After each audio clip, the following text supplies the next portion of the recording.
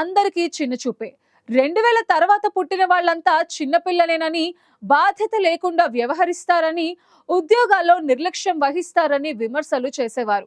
కానీ నేపాల్లో అదే జెన్జీ యువత అవినీతిపై గొంతెత్తి ఏకంగా ప్రభుత్వాన్ని కూల్చేసింది. యువత చేసిన ఆందోళనలతో నేపాల్ ప్రధాని కేపీ శర్మ ఓలీ రాజీనామా చేశారు. సోషల్ మీడియాని బ్యాన్ చేస్తూ తీసుకున్న ఒక్క నిర్ణయం ఆ దేశాన్ని అల్లకల్లోలంగా మార్చేసింది.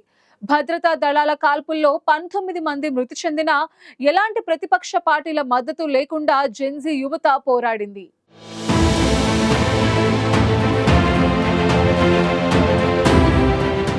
జెన్జీ యువత ఆందోళనలతో నేపాల్ అల్లకల్లోలంగా మారింది. వారు చేసిన ఆందోళనలకు ఏకంగా ప్రభుత్వమే కూలిపోయింది. ప్రధాని కేపీ శర్మ ఓలీ నేతృత్వంలోని నేపాల్ ప్రభుత్వం ఇటీవల సోషల్ మీడియా సంస్థలకు ఆదేశాలు జారీ చేసింది.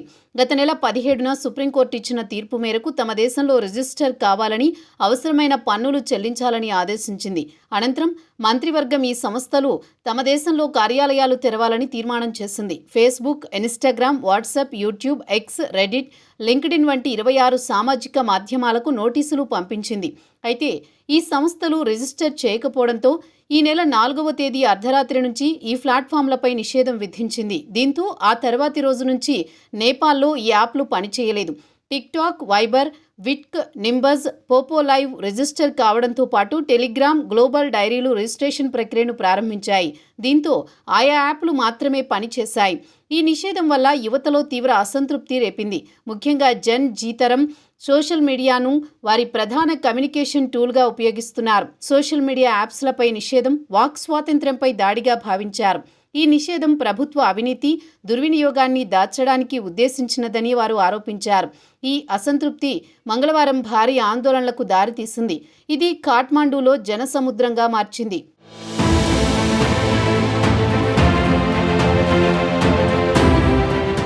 మంగళవారం కాఠ్మండూలో వేలాది మంది యువత, చాలా మంది స్కూల్, కాలేజీ యూనిఫామ్లు ధరించి జాతీయ జెండాలు, ప్లకార్డులతో సోషల్ మీడియా నిషేధం రద్దు చేయండి, అవినీతి సహించేది లేదు, స్వతంత్ర గొంతుక మా హక్కు వంటి నినాదాలతో పార్లమెంటు భవనం వైపు దూసుకువచ్చారు.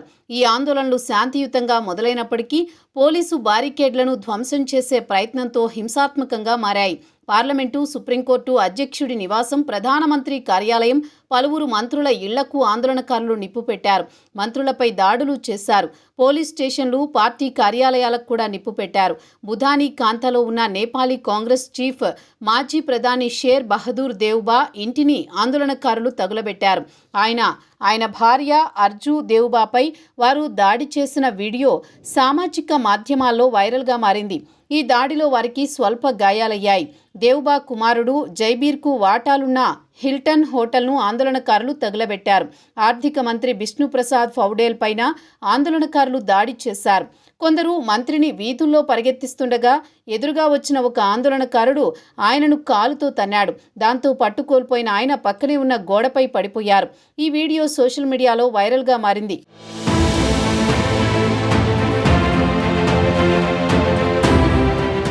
ఇక మంత్రులను వారి అధికారిక నివాసాల నుంచి ఆర్మీ హెలికాప్టర్ ద్వారా తరలించారు. ఎయిర్పోర్టు వద్ద హెలికాప్టర్ కదలికలు కనిపించాయి. అలాగే రాజధాని కాఠ్మండూలోని ఆర్మీ బ్యారెక్స్లకు వీఐపీలను తరలించారు. ఇక దల్లులోని మాజీ ప్రధాని జులానాథ్ ఖనాల్ నివాసానికి ఆందోళనకారులు నిప్పంటించారు. ఈ ఘటనలో ఆయన సతీమణి రాజ్యలక్ష్మి చిత్రకార్ తీవ్ర గాయాల పాలై మృతి చెందినట్లు తెలుస్తోంది. ఈ హింసలో 19 మంది మృతి చెందగా 80 మందికి పైగా గాయపడ్డారు. భద్రతా దళాలు టియర్ గ్యాస్, వాటర్ క్యాన్లు, రబ్బర్ బుల్లెట్లను ప్రయోగించారు. కానీ ఆందోళనకారులు వెనక్కి తగ్గలేదు. ఇక ఆందోళనలను జెన్ జెడ్ రివల్యూషన్గా పిలుస్తున్నారు.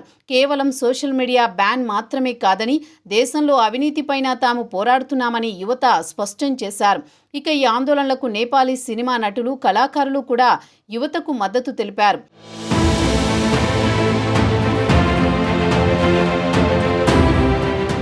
ఆందోళనలు తీవ్రస్థాయికి చేరుకోవడంతో ప్రధాని కేపీ శర్మ ఓలీ, పలువురు మంత్రులు రాజీనామా చేశారు. అధ్యక్షుడి ఆమోదం తర్వాత కొత్త ప్రభుత్వం ఏర్పాటు చర్చలు ప్రారంభమయ్యాయి.